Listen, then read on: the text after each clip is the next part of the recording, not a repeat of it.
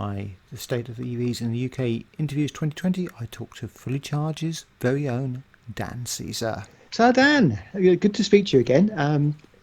Shame it's not at Fully Charged Live this year. Isn't it just? It's good to see you, Gary. It's quite odd not to be doing Fully Charged Live this year.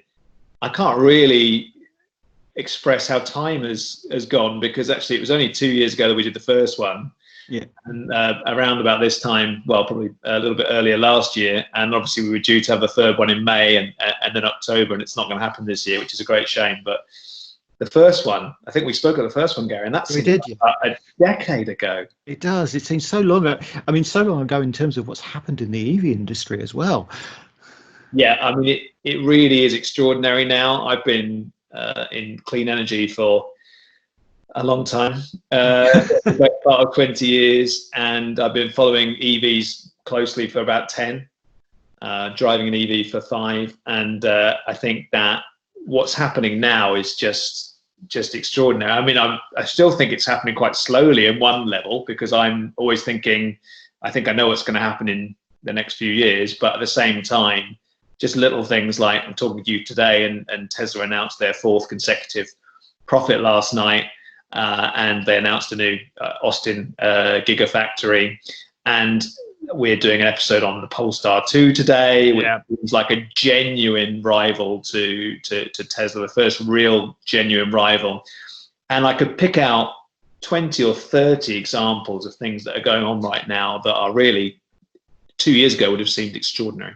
Yeah, and when we spoke 2 years ago, we did sort of pick out 2020 as being the year when a lot of models would start to arrive on the scenes. Now, obviously, things have been impacted this year in a way we weren't expecting at the time, but on the other hand, that may have had a slightly positive approach to things, because people I've been talking to who never considered an EV have had time to think about it this year, and actually are now looking at EVs, which is I find really interesting.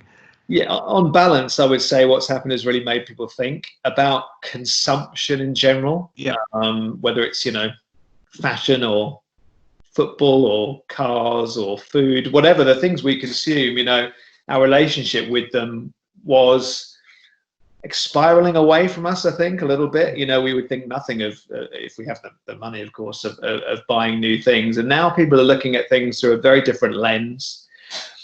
And it's interesting. I mean, the channel Fully Charged, as you know, is about clean energy, and it's about electric vehicles of all shapes and all sizes. I'm glad that it is now, because the car seems like more of a luxury than ever.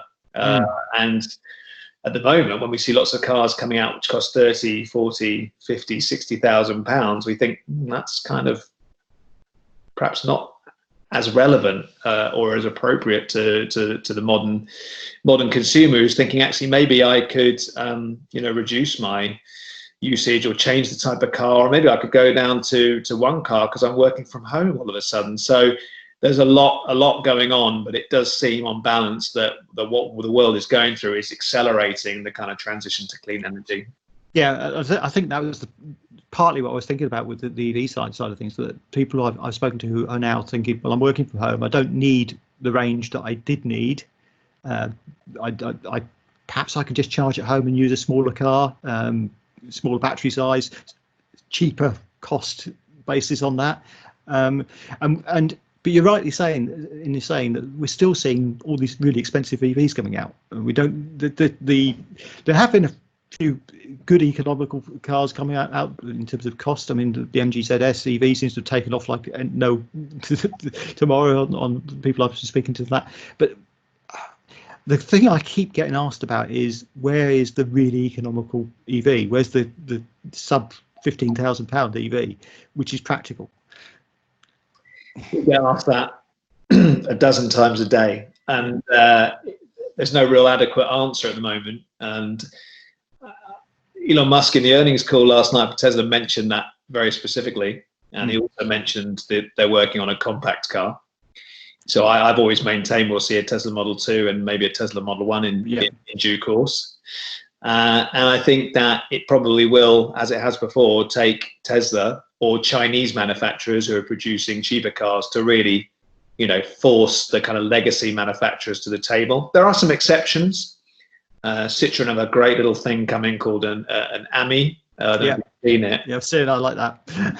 And it's really quite unusual looking, quite quirky. I guess they're echoes of the kind of Renault's Twizy, and there are things like electric trikes coming, and obviously there's lots of talk about electric bikes and electric scooters now, and we cover all that sort of stuff on Fully Charged. But yeah, you're right, that sort of 10,000 to 15,000 pound car isn't really in existence yet. There's rumors that Dacia will bring their Spring to market next year, and that certainly will be kind of more in that area, but we need lots of cars at that level. But the trouble is, if you produce lots of cars at the 10 to 15,000 pound level and they're electric, they are going to sell incredibly well. Yeah. Can the manufacturers actually scale up to meet that demand? At the moment, I would say not. So you can see how it's happened, but it is regrettable, because the last thing we want to do is be talking about EVs and for it to be seen as a rich man's plaything. Yeah, absolutely. Even if it's just a middle class luxury, these things need to be as affordable as they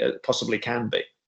Yeah, I guess one option which is now occurring is the second-hand market. We're seeing a lot more reasonable cars on the second-hand market, and because EVs are reliable and they last a long time, it's less of a risk buying a 2-3 year old EV than perhaps would be with a 2-3 year old heavily. I'm thinking more like sort of the second-hand company cars. The old hammered diesel wouldn't be a good purchase, but a hammered EV possibly would be a good purchase. I think that's right. I think some of the early first-gen Leaf maybe not slightly,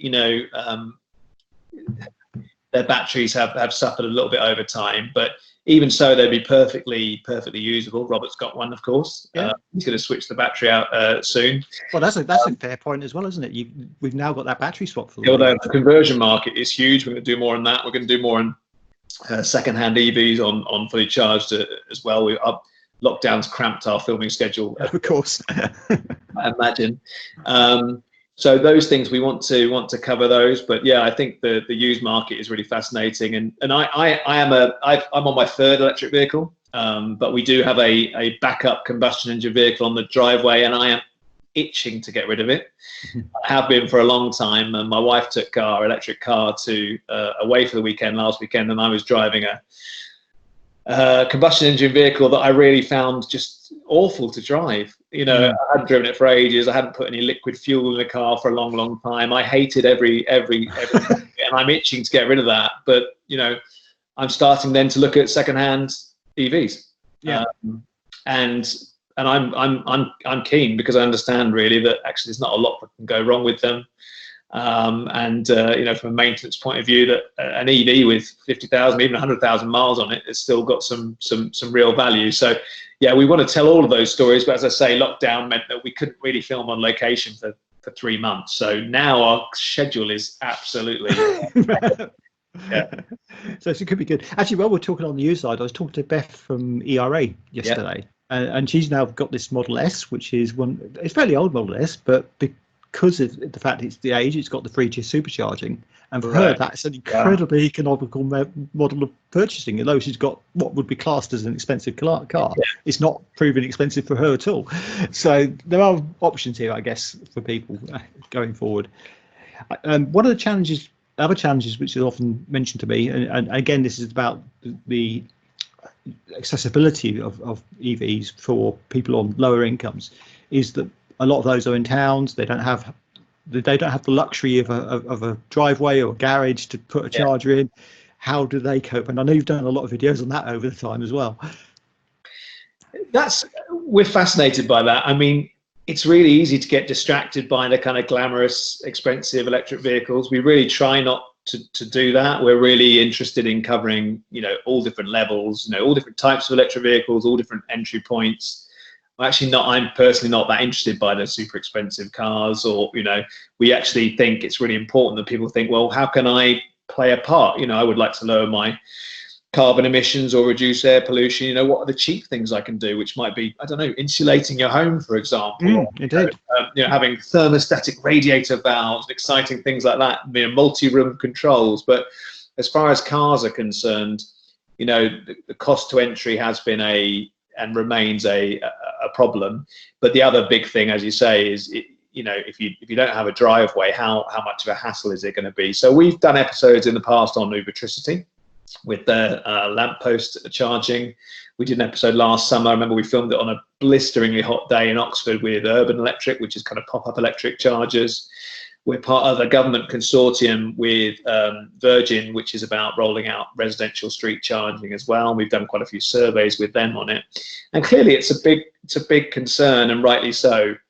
I think what's interesting is, if I'm using my kind of crystal ball on this, I would say actually we might end up at a point where we've got more infrastructure than we actually require. I think there's a rush to put infrastructure out there, which I completely understand, but I think we will end up with more than we require, because what's changed already in the last 3 or 4 or 5 years is suddenly you now have a plethora of cars that can do 200 miles, 250 miles, 300 miles, and I think that trend is only going to continue towards 250 and 400 miles, and then you don't need to charge every night.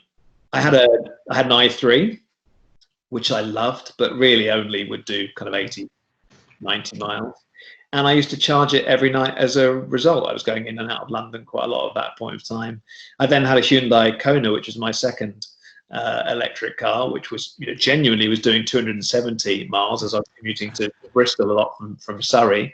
And I suddenly was not charging half as much. I was charging once or twice a week, and it was a real eye-opener. So when you get to that situation, actually with 300-mile range cars or even 250, 200-mile range cars, you probably, unless you're doing really long commutes every single day, you probably just need to charge twice a week. So therefore, having some street charging would be useful, but it isn't the be-all and end-all. And some great business models are popping up now, people taking your car away and charging it up, or local fast charging, or charging at supermarkets and so on and so forth. So we know quite a lot of people who actually have got an electric vehicle and they live in a flat, for example. She's Electric is a great example of that, who've made it work for them. So I make it work for me as well. I mean, I live flat, and I mean, since lockdown, I've actually had access to a charger where I've been staying, because I wasn't able to use my flat. But before that, I had to charge at public charging, and I've actually made that work really well. And as you say, I only charge probably once a fortnight with this car. I mean, most of my journeys are 20-30 miles, and 230-mile range, it's I don't have to charge that often. No, it's fantastic. I mean, there's enough inequality in the world already without electric vehicles kind of adding to that, as far as I'm concerned. It needs to be inclusive, and the reason I'm quite bullish about electric cars is because I think they will open the sharing economy.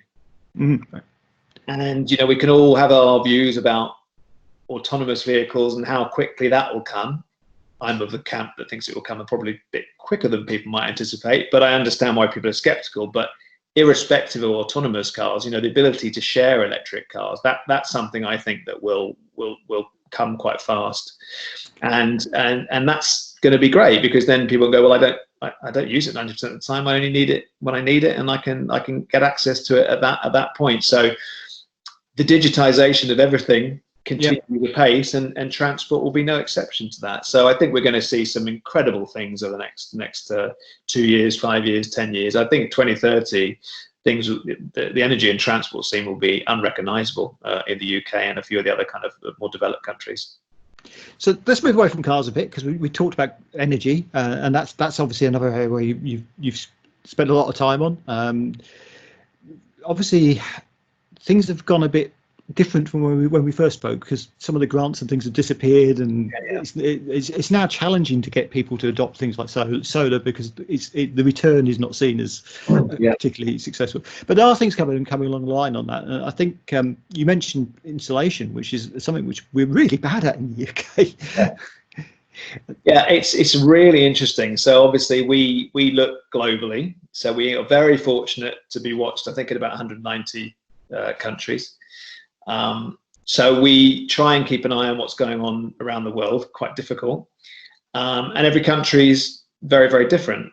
The UK is interesting. I could be quite cynical about what UK government have done around clean energy in recent years. They've actually kind of gone backwards, I think, on quite a lot of different policies. But I could also be positive and say, actually, the energy system in the UK has changed massively. And for the better. And about 10 years ago or so, competition was opened up in the energy space, and that's brought to bear, people like Ecotricity and Good Energy, who are out there already, and then brought forward people like OVO and Octopus and others, and they are genuinely revolutionising the power element of the energy system in the UK. That has changed significantly. I mean, it's actually worth changing tariff. These days it's worth doing that, because you're encouraging the likes of Octopus and OVO to look into new technology, or you're encouraging the likes of Ecotricity and Good Energy to maybe build another solar farm, for example. So that's a massive change, and one for the good. I equally can see big progress in transportation, but what the big issue really now is heat. Yeah. It's such a thorny subject for people that they've really failed to grasp it so far. We love our own homes in the UK. That's often said, right? Our home is our castle, and at the centre of our castle for many, many years has been the boiler. Yeah. And the boiler has to change, and that's just the way of it. But it is a necessity purchase. You don't go out of your way to replace your boiler unless it breaks, really, Gary, unless you're particularly geeky like I am. So in that instance, it's not like a car. It's not got, I can show off my car. You can't do that with your boiler. Although they do have boiler installation parties in Germany, I understand. So it depends on, it's a cultural thing. But we need to start thinking and looking at other alternatives. So we're quite pleased to see that insulation is on the radar again. That was a big drive as part of the Green Deal, if you remember that, back a few years ago in the UK, and then that kind of sort of fell by the wayside. But that's back on the radar, and that's good, because energy efficiency is an easy win, right? It should be. Yeah. Making sure the UK has the leakest housing stock in Europe, so making sure that we can kind of improve the housing stock that's out there is great. And as I mentioned earlier, there are things you can do in terms of thermostats. You don't have to have the heating on every room, and that's a bit of a myth that you shouldn't turn your heating off because you need to keep a general kind of base temperature going. That's a nonsense. So there are things that you can do. There are technologies that you can employ. And we are now starting to do more episodes on things like how you kind of tackle, the issue of, moving away from the gas boiler to other alternatives. And one of the things that gets talked about a lot at the moment is adding hydrogen to the system, which is a valid option. And then obviously things like district heat and fuel cells as well. So there's lots of options of that nature. But actually, we think probably electrification will play quite a big role. Possibly a bigger role than hydrogen, so things like, having an electric boiler or electric heat, using great technologies like thermal storage that SunAmp. That's brilliant. I think there's a lot of options. Actually, I could probably list, I won't because it's boring, but probably list about 12 different electrification of heat technologies, and they're just not known. The consumer doesn't know where to begin. So that's part of the puzzle, and we'll certainly be covering electrification of heat and other heating options in the autumn when it gets a bit colder. People don't really want to hear about that right now. So you can expect some more of that kind of content from us on Fully Charged. But actually, I think the real unlocking thing is going to be changing the way we pay for these things. Because at the moment, if you were going to have a choice between a boiler or a heat pump, the boiler is going to be a bit cheaper than the heat pump. And that's obviously, a very big driver for the average, family, when they're looking at, changing a system. So that is an issue that needs to be overcome. So heat as a service, we think, will be a big thing, where someone will actually, you won't pay for the installation per se, you will just pay, over a period of time for new technology and heat as a service rather than, just the installation. So I think that's going to be interesting, but it will take a little while, but it needs to happen. We need to start, looking at the elephant in the room, looking at the boiler and saying, can we do this a bit better? So it's interesting times in that area as well.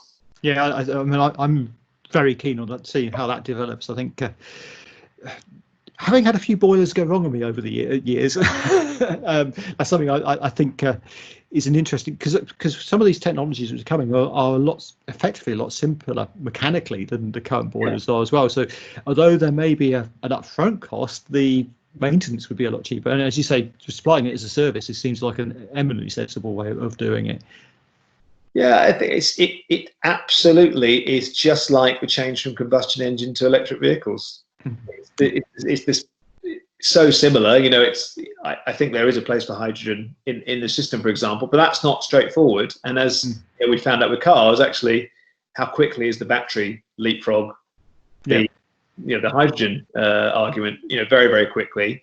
And there's a very niche amount of people now who would argue that hydrogen is a better bet than electric for the batteries for cars. So I think similar will happen in homes. Obviously, you have got a complication is how much, you know, how much can the grid handle, you know, from heat pumps and the rest of it. But it's not the debate so far has been framed as gas boilers versus heat pumps, and I think the debate really is gas versus electrification. I think that's really the nub of where we need to get to. But it is complicated, and you know, we have a certain type of climate here in the UK. Yep. You know, we need boilers, you know, whereas you could look at somewhere like Florida and it's all air conditioning. Yeah. We could be seeing hotter and hotter summers here. I mean, I'm in South England, so you might have to have units that can both, you know, heat and cool. That would be a good argument, I would say, as well. So there's a lot going on. It is difficult, complicated, but certainly we want to shine a light on a few of the other technologies that are coming along now. I'm definitely looking forward to seeing that. That's going to be good. So plans for this year have obviously changed dramatically, but you've still got a few plans for things to do.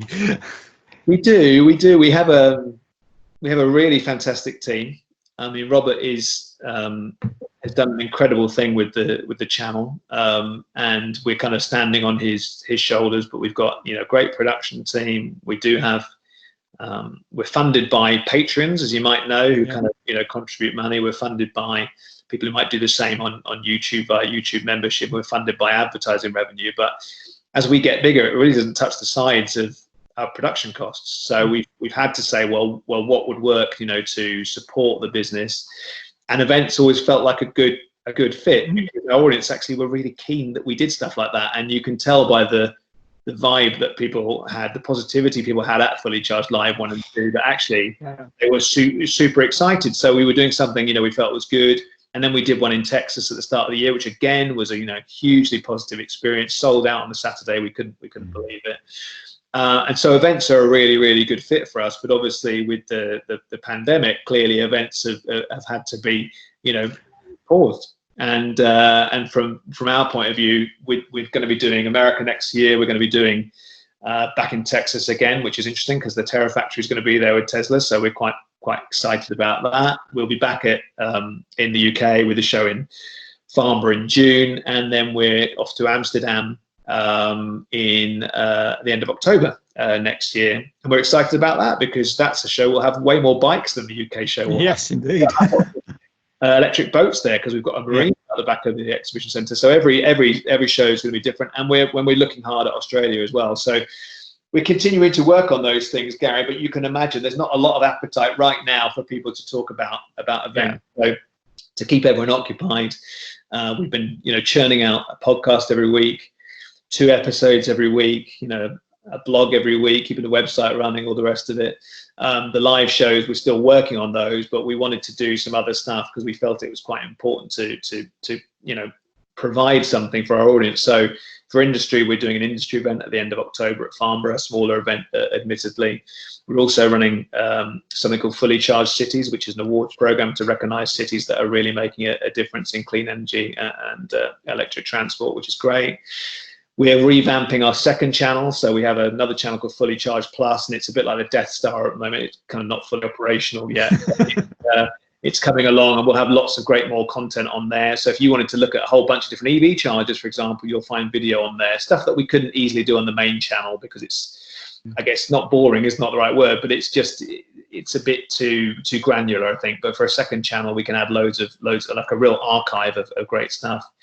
And yeah, we're also doing some electric drive-in cinemas as well. So, you know, which would be great. And from our point of view, we wanted to give, you know, some of the Fully Charged fans and people who follow Fully Charged Live something to look forward to. So in the autumn, we'll be doing a series of those around the country as well. So yeah, we're keeping busy. But it has been a departure from what we intended this year. But in a weird way, it's forced us to be ingenious, and that's a good thing. It forced us to kind of, you know, evaluate everything that we do. And we've got 2 or 3 other things that we are thinking will be good as well, but we're just not quite ready to talk about yet. But certainly it's great. Robert's created this incredible following. It feels like a movement of people who are, you know, really interested in. They might not have an EV yet. 70% of audience don't. You know, 30% do, but they're really looking right.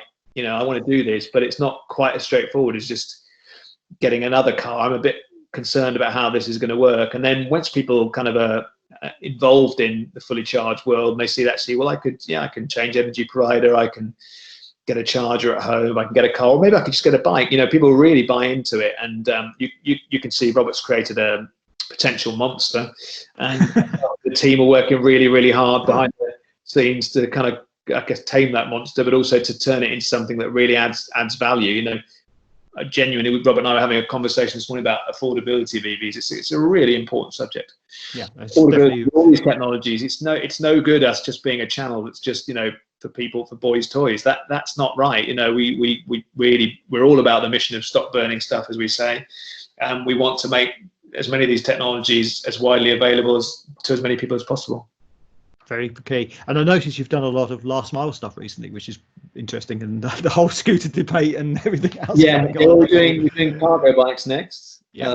We're doing another bike episode soon. I mean, it's, for us, it was always something we were planning to do, but obviously it was quite useful to be able to shoot that sort of stuff.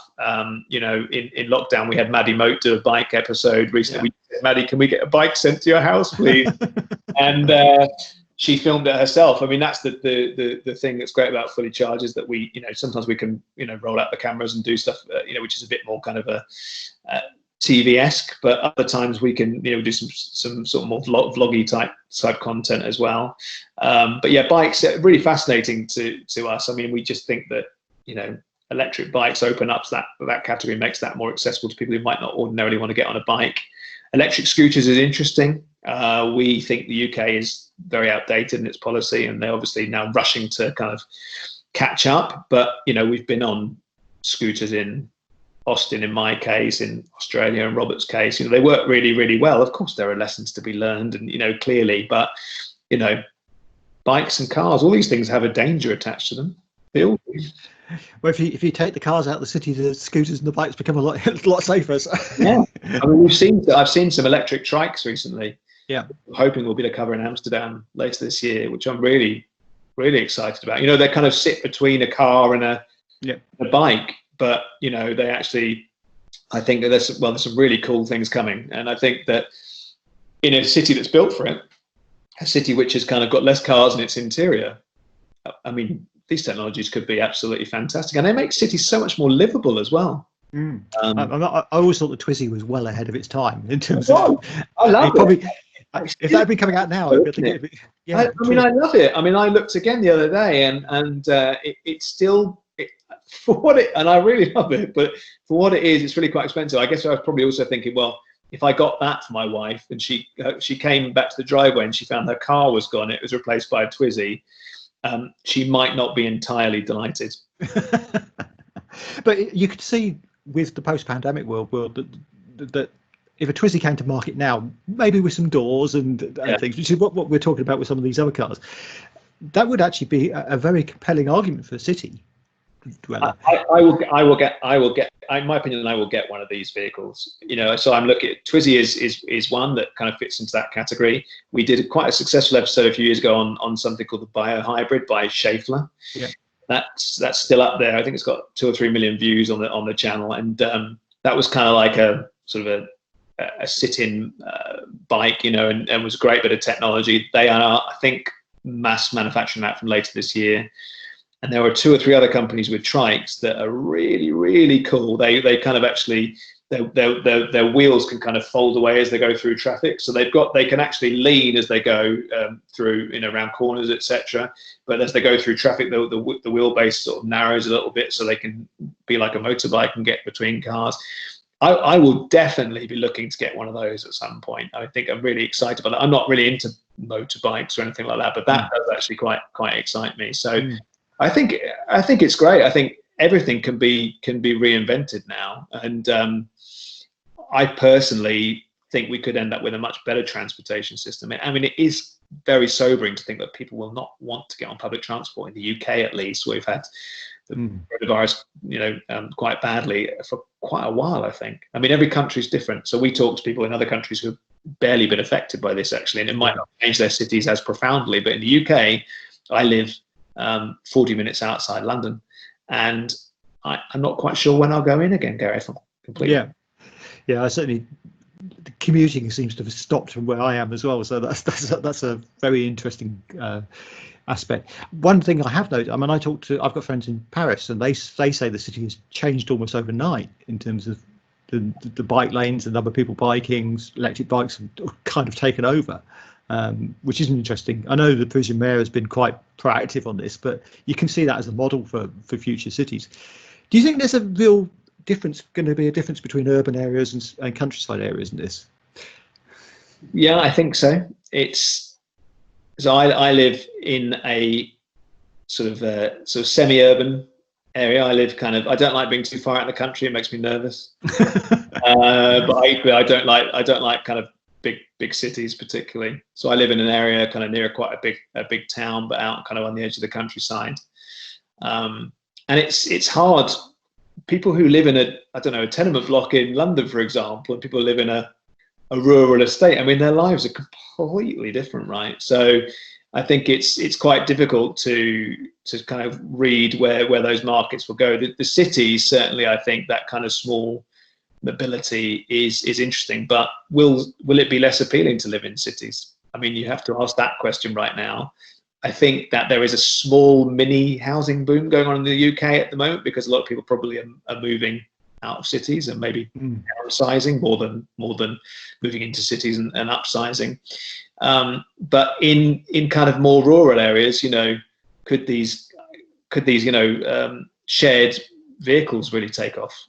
Yeah. I think they might. In America, we have conversations with Americans all the time, because they live in such a vast country. Some of the small micro-mobility stuff looks crazy to someone who lives out in the kind of the middle of nowhere in America. They need a big truck, right? Yeah. And but in rural England, I would say that there are going to be a different set of options emerge. I mean, it's just interesting. We've got electric buses in the town where I live, which is relatively new development, which is fantastic. And I would say our county council is pretty conservative, I would say, in both senses of the word. And they've got electric buses because it's now making economic sense. So it's interesting to observe what's going on. But as I say, I don't go into the country too much. It makes me nervous. It's interesting because I've had conversations. A lot of people who drive I-Paces probably live in the country. There's a correlation there. And I've had interesting conversations about the provision of infrastructure in the countryside as opposed to the cities. Most of it seems to be concentrated around cities, which makes some sense, because it's a lot easier to get electricity there, for one thing. Getting out in the countryside is a challenge. But we are starting to see, I mean, the Instavolt at Necton, which is something I talk about quite regularly because it's such a key point in the journey into rural Norfolk, which is definitely a very rural area. That's an interesting model, because that's 6 charger bays or 8 charger bays in a very rural area. And yes, it took them a very long time to get power to it and get hooked up. But you can see that's got to be the model going forward for rural areas if we're going to have EVs out there. Because I think broadband is the thing I would mention here. Really, it is a new utility, right? Gas, and we have we have water and we have electricity, but fiber, whether it's to the door or whatever, that is a very, very significant from a social standpoint. And the government in the UK, and I think the last election battlegrounds, was a lot about broadband and provision of broadband to people who didn't necessarily have it. The advantage, of course, electricity has, it's already there. People talk about the number of charging points in around the country, but technically you could charge off a 3-pin plug. So it is ubiquitous already, electricity. And I think that's why it was always hard for me to imagine why hydrogen would win for cars, because electricity is a relatively simple upgrade, isn't it? I think. Mm-hmm. So yeah, I think that infrastructure is key. I think we'll end up with too much in the UK. Yeah, you said that, and I think you're right. We do. I think that's overshoot. I think that would be cool. I think that's natural, but I think you will get to that point. At the moment, I don't know what your experience is. I mean, typically waiting at a charger has happened to me, I would say, once or twice in 5 years of driving an electric vehicle. Generally, I go and they're actually, there's more available than are being used at any given time. So it's just got to keep pace, isn't it, the infrastructure with the rollout of electric vehicles, and I think it will do that. I think there's economics dictate now. This is a market that everyone wants to be part of. Yeah, I think the key thing is that she's probably not more provision, but more reliability and more availability in one space. I mean, the single charger is a problem now, and I think people tend to avoid them because you can't if you can't rely on it working, you're not going to plan it into your journey. So it's that's I think is an interesting concept as well. I've been talking to a couple of the suppliers of charging points, and there is now definitely a move away from single or even dual charger points to having multiples in one place. That makes sense, doesn't it? Because there's so much pressure on a single site or a dual site, and I think if they're gonna probably do all that work and create a space, why not make it at least have 6 different chargers? And hopefully the DNOs, the network providers, are actually starting to wise up to this, and we've got the trial which is going on, Exeter trial. I don't know if you saw about that, but the 40 charges in the services, which is again, maybe that's over provision of stuff, but you can kind of see motorway services as probably the one place you do need a few chargers available for those longer journeys to make it convenient on those journeys.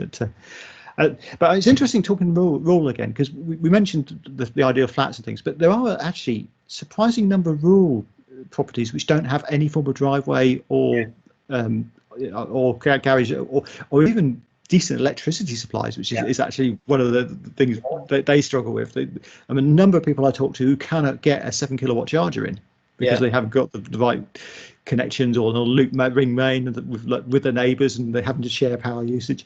So I think there is still that need for community charging in some of these smaller areas, but as you say, maybe not as much as we're seeing in some places.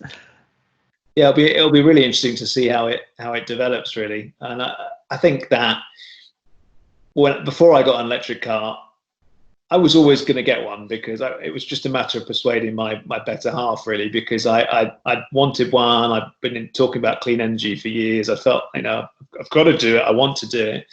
And I never really worried about range anxiety and stuff like that. I was not a normal consumer because I was already convinced I've got to go down this path. And if I'm an early adopter and I have to, feel a bit more pain, then so be it. But obviously the early mainstream that's coming along now won't have that same approach. I mean, if you could look at the Nissan Leaf and look at the fact that the latest version can't multiple rapid charge, for example, some early adopters were kind of like, well, them's the breaks, I'm an early adopter, I'll go through the pain, But now the new consumer is going to want things to work. So there will be areas which are being left out, whether it's by affordability, accessibility, etc.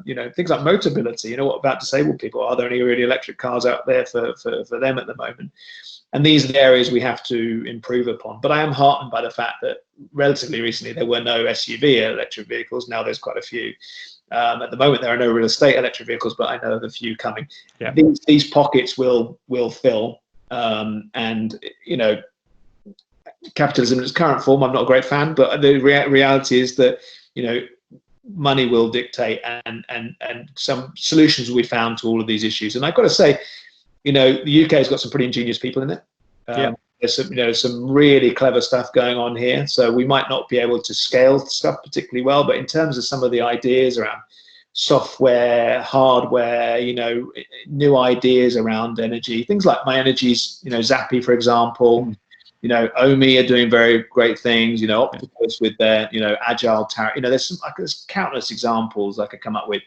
There are some really, really bright people figuring out solutions. And I think, for people in rural areas, that hopefully they'll benefit from people kind of saying, well, how can we solve these issues?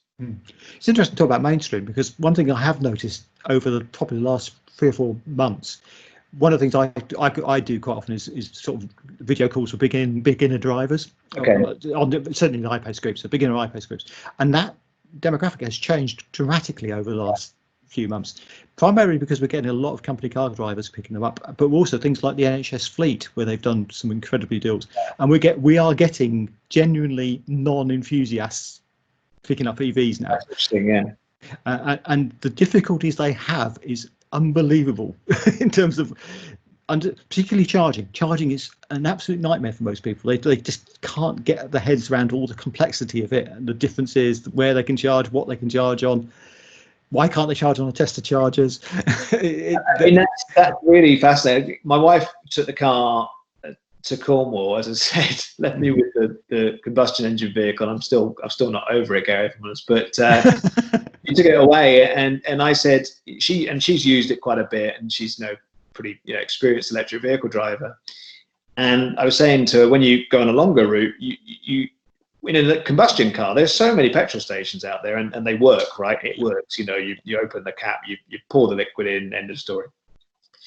With an electric vehicle, you actually don't wait for it to get low and then fill. You actually take your opportunity early. Yeah. So you might get, you might get 50, 100 miles into your journey, and then see that you actually got a charging opportunity. Take that charging opportunity while it's there. So there's more of a rewiring of our brains than rewiring of the country that's required, I was kind of say. And then another point that Maddie made brilliantly on her Maddie Goes Electric series that she ran with us really was, what kind of phone have you got? Have you got a Samsung? Have you got a Huawei? Touchy subject. Have you got an Apple? What kind of phone have you got? And how much time do you spend worrying? You've got an Apple, great. Well, how much time do you spend worrying about how a Huawei works or how a Samsung works? You don't. If you get in an iPace, you have a certain thing you need to do. If you get a Tesla, it's different. Admittedly, it's not that complicated. It's just fear of the unknown for a lot. It is, yeah, and that's. But I do think that. I mean, I've got a bit in my bonnet about chargers at the moment and the complexity of them because I come from a design, an application design background, and I understand usability stuff. And so many of the charging things are just overly complex to use. I do agree with that.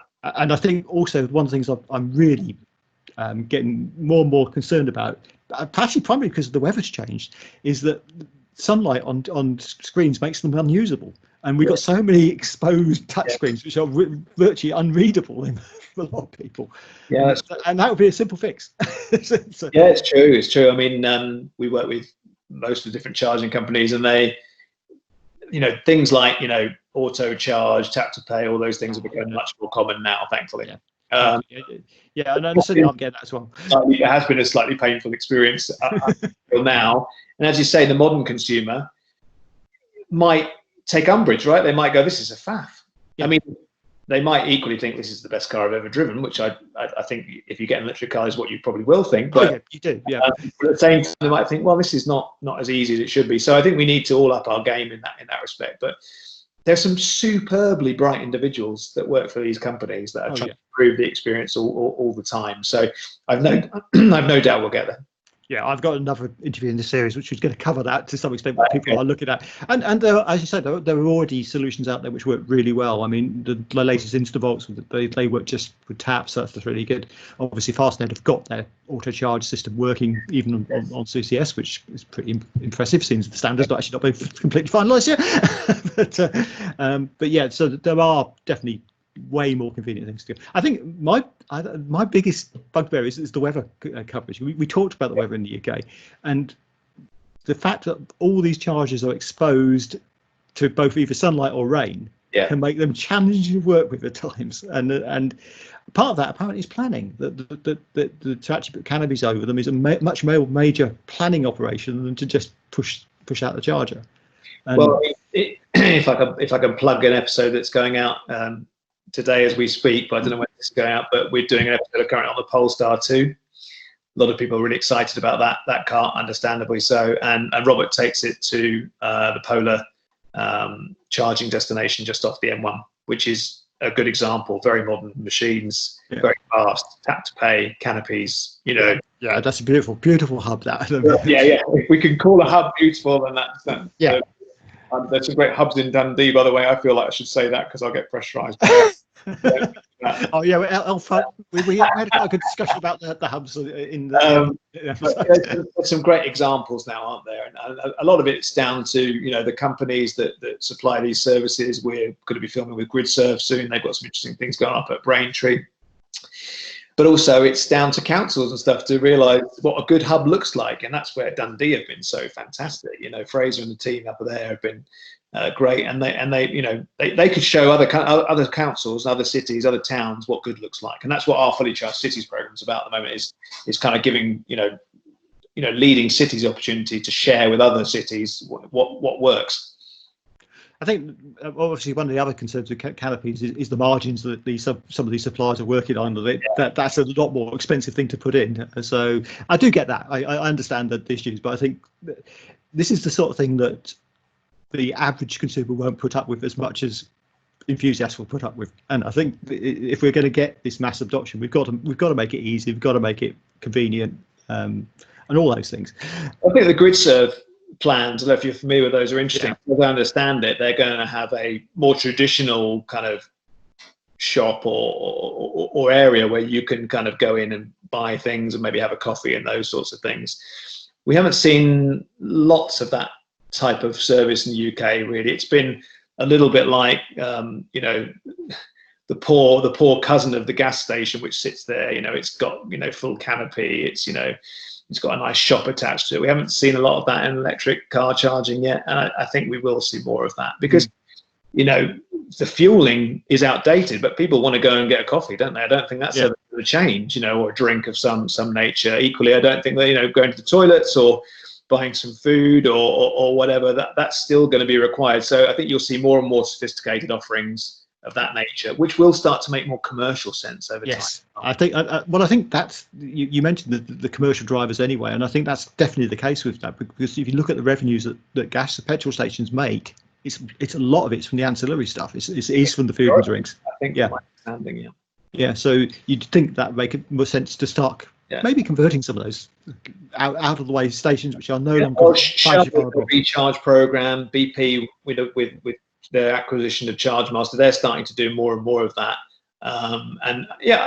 honestly, I'm super excited for what's going to come over the next few years. I think we've partially, I don't want to pat the EV industry on the back, but I think we've done some of the hard yards. I think now we're at the point where it's going to accelerate, and we need to stay focused. If we want to switch as many people over to electric vehicles and the joys of it, we need to stay focused. But I see only good things ahead. I think 5 years ago it was all to play for. Now I think it's just a matter of how many people we can convert, how quickly, can it be affordable, those sorts of things. Yeah, we often talk about tipping points, but to be honest, there's never, these things just happen. You just suddenly wake up one day and you think, oh, it's all changed. We're definitely pretty close to that. Change is so strange in that respect. I remember being absolutely gobsmacked that you could use touchscreen on phones. I mean, when was that, Gary? It must be like 10 or 15 years, right? I remember watching Minority Report, the Spielberg movie at the sort of 2001 or something, and they had touch screens, and they had all these other different technologies on you, and they had 3D printing actually, which kind of printed the little murder ball. I don't know if you were film, and you were thinking, wow, this is just brilliant from Spielberg and brilliant from the people who put those films together, but complete nonsense. It will never happen. And within a handful of years, actually, these things existed, and then we instantly take them for granted. It's so bizarre that you just tell that change. That's happened. Now on to the next thing to moan about. I often say this on when talking to people, but I do actually think we're in slightly a golden age of EVs at the moment. From the enthusiast point of view, it's not mass adoption. Everything's out there. We can play with it. We've got time to do this sort of stuff, and eventually it will just become mainstream, and it won't be something we'll be discussing quite as much as we are now. Although I was just sure there's still going to be a market for it, but which is what I think we're very happy that we're about the whole energy transition, because we were talking to a car company recently about some of the stuff they're doing with bidirectional V2G, for example. So as a channel, someone mentioned it a while ago, and it kind of, I think it struck a chord with us internally. We kind of consider ourselves to be like a blend of Tomorrow's World and Top Gear. I see that.